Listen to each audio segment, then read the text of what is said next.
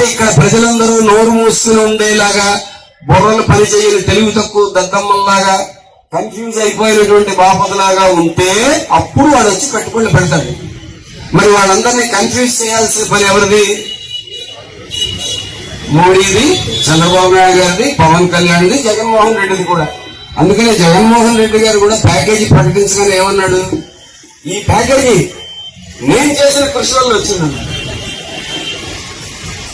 ఆయన చేసిన కృషి వల్ల ఇప్పుడు ప్యాకేజీ వచ్చిందన్నాడు.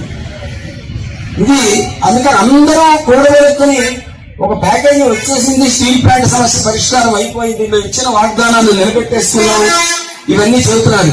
వాళ్ళు ఎంత పదే పదే చెబుతున్నారంటే బ్రాహ్మడు నల్లమేక కథలో దొంగల ఎత్తుగడైంది. ఆ బ్రాహ్మడు సంతలో మేక కొనుక్కున్నాడు పాలు కోసం. ఆ మేకని కాజేయాలనుకున్నారు. కానీ బ్రాహ్మడి సొత్తు దొంగలిస్తే మన ధర్మశాస్త్ర ప్రకారం పట్టుబడితే ఉరి శిక్ష. కాబట్టి పట్టుబడకుండా మేకను ఎలా దొంగతనం చేయాలి? ఒక దొంగ వెళ్ళాడు, ఏంటి సార్ మీరు ఇంత పవిత్రమైన బ్రాహ్మడు, మీరు కుక్కని కొన్నారు ఏంటి సార్ అని. అంటే బ్రాహ్మడు అవతల కూడా ఇది కుక్క ఏంటి, మంచి మేక అన్నాడు. అన్న తర్వాత 3-4 అడుగులు ఇస్తే రెండో వాడు వచ్చాడు దొంగ. సార్ నిల్చండి సార్, ఎవరైనా చూస్తే బాగుంటుంది, కుక్క ఎత్తుకున్నారు మీరు, అసలే మడి కట్టుకున్న బ్రాహ్మడు అన్నారు.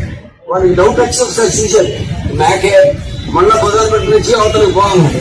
3వ వాడు వచ్చాడు. 3వ వాడు కన్ఫ్యూజ్ చేసిన తట్టుకున్నాడు.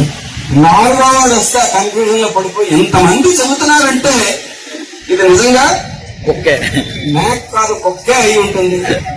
నేను అనవసరంగా మోసపోయాను అని చెప్పి ఆ మేకను అక్కడ వదిలిసిపోయాడు. వదిలిసిపోయిన మేకని దొంగలు ఎత్తుకెళ్లారు కాబట్టి వాళ్ళకి ఏ రకమైనటువంటి దోషం లేదు, శిక్ష లేదు. కాబట్టి ఇప్పుడు ప్రజలు, ఆంధ్రప్రదేశ్ ప్రజలు, ఉక్కు కార్మికులు అందరూ ఈ పోరాటం వదిలేసి మా స్టీల్ ప్లాంట్ రక్షించేసే వాళ్ళు, ఇంకే ఢోకా లేదు అని వాళ్ళందరూ ఇంటికి ప్రశాంతంగా వెళ్ళిపోయే ఏర్పాటు చేయడానికి ఈ 4 దొంగలు పన్నిన పథకం.